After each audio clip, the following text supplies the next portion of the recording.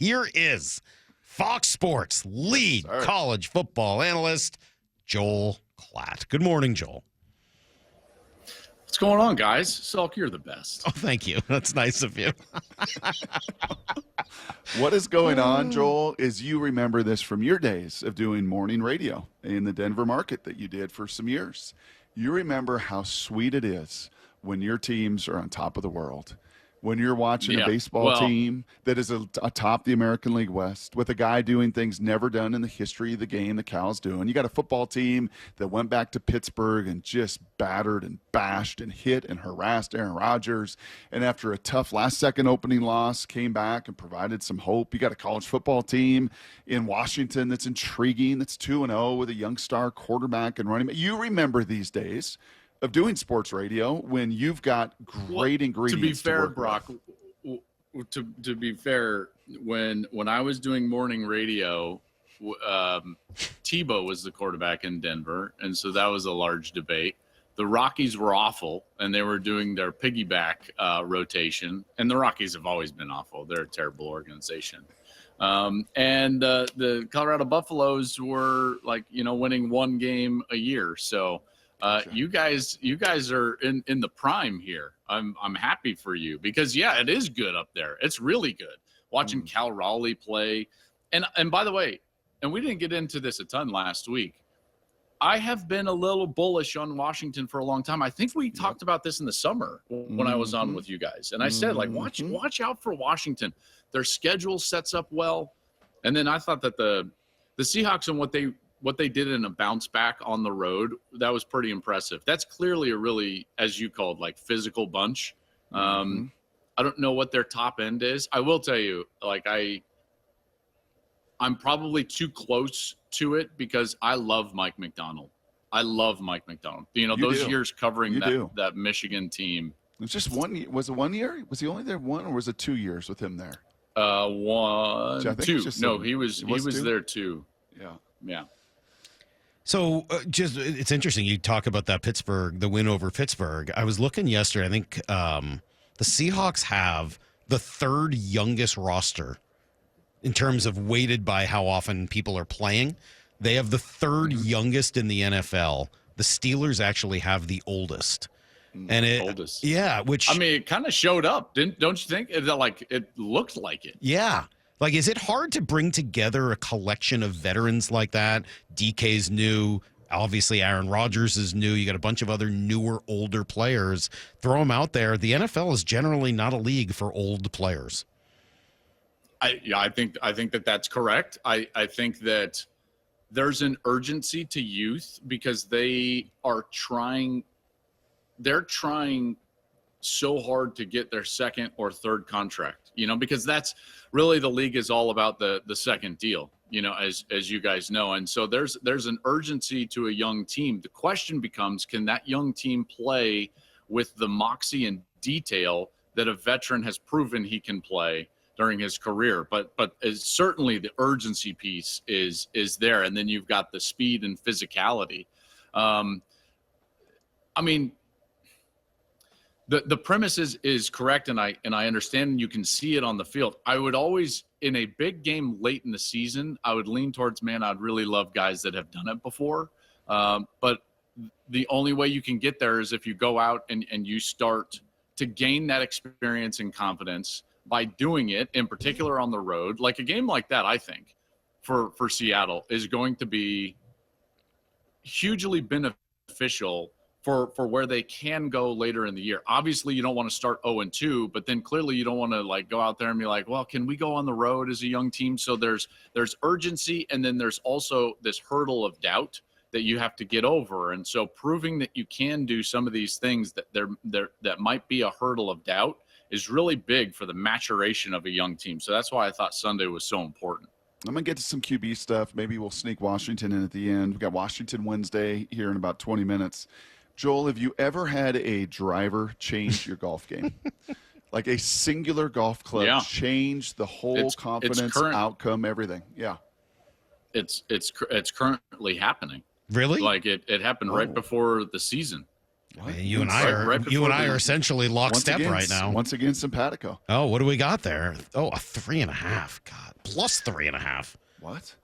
Yeah, that says plus. That says plus 3.5. That doesn't say 3.5. Does he have his driver in studio with him? No, he's showing me his handicap. I'm thinking about. Plus so here's 3.5. Joel, seriously, jokes aside, that's incredible. I'm not making a joke at all. I'm being 100% legit. That's a nice compliment. A plus 3.5 is or unreal. being sarcastic. Thank you. Do you ever work, or do you just play golf all the time? That's incredible. Hold on. You were being nice. All right, that part wasn't as nice. That wasn't as nice. Come on. All right. All right, we're off of golf. Yeah, we're doing golf. Let me talk about Okay. the second year quarterbacks in the NFL. That incredible rookie class that came out, and it's Penix, Daniels, Nix, McCarthy, Caleb Williams, Drake May, really those six. Yep. A year plus later, 2 weeks into this season, where are you at? Well, just looking at that group, who do you think will make it? Who will fall off of this list? Who could end up being elite? Well, I think we already have an elite guy that's gone to that level. You went to an NFC Championship game. So Jaden Daniels, I think, is an elite player. The guys that I think could get there or are closest to it would be Nix in Denver. What a horrendous call, by the way. Leverage on a game-winning field goal. Like, did you from 60? Really? Anyways, I don't want to I grew up in Denver, obviously. I'm a Bronco fan, and I'm still a little hurt about that. I think Nix is right there. Let me take Caleb Williams. He was the number one pick of that draft. Caleb, let me back up. The mark of a great quarterback is not their ceiling. It's their floor. Okay? And to take a draft term. And let me give you a college analogy, just because I'm in the college game. Would you rather have Haynes King as your quarterback, kid at Georgia Tech, or DJ Lagway? If you just watch them work out in shorts and you're just measuring the ceiling and the talent, you would say, oh, I want DJ Lagway. But then you actually see their floor on the field for your team. What mistakes do they make? Do they play within the offense? Can they control the game from the pocket? And the floor for Haynes King is so much higher than DJ Lagway. You would take Haynes King every single day of the week, even though his talent pales in comparison to DJ Lagway. So Caleb Williams was the most talented quarterback of all of those guys, but he has shown to have a much lower floor. Why? Because he doesn't play a controlled game from the pocket. So to me, it's a prerequisite. It's like Algebra 1 before Algebra 2. Before your talent can be maximized to the point where you can leverage that talent to win games, your floor has to reach a certain point. And we haven't seen that with Caleb. So he does not play on time and on target from the pocket. He does not play what I would call like a balanced game where you can threaten everybody doing the little things right to then go above and beyond when things break down. It's almost like things have to break down for him to be any good. Well, we can't play like that because you can't game plan for that. You can't rely on that. So that's my Caleb Williams take. He's got to grow with Ben Johnson just in the foundational parts of quarterback to play on time and on target so that they can move the football without him having to go to some elite place off schedule. I thought McCarthy, the way he played late in that first Monday night game against the Bears, I'm super bummed that he got banged up because you could see it. It was Michigan J.J. McCarthy on the NFL stage, making throws, rallying his team. I think May has a chance to be elite still. So that's kind of where I sit with all of those guys. And Penix, I'm a huge believer in Penix because, again, let's just go. I think Penix from a floor perspective is really high. And so I'm a big believer in Penix. Yeah, I appreciate and enjoy all of that. And immediately in my head, which I'm going to guess is a lot of Seahawks fans as well, is then where's Sam Darnold? Where's Sam's floor and where's Sam's ceiling? So what we saw early in his career was a guy that had a super low floor, a lot of mistakes and just the basics of the game. What Kevin O'Connell at Minnesota is so good at is raising a quarterback's floor, teaching him to play within the structure and do it really well. create answers for the quarterback, teach those answers so those answers can be just a part of you.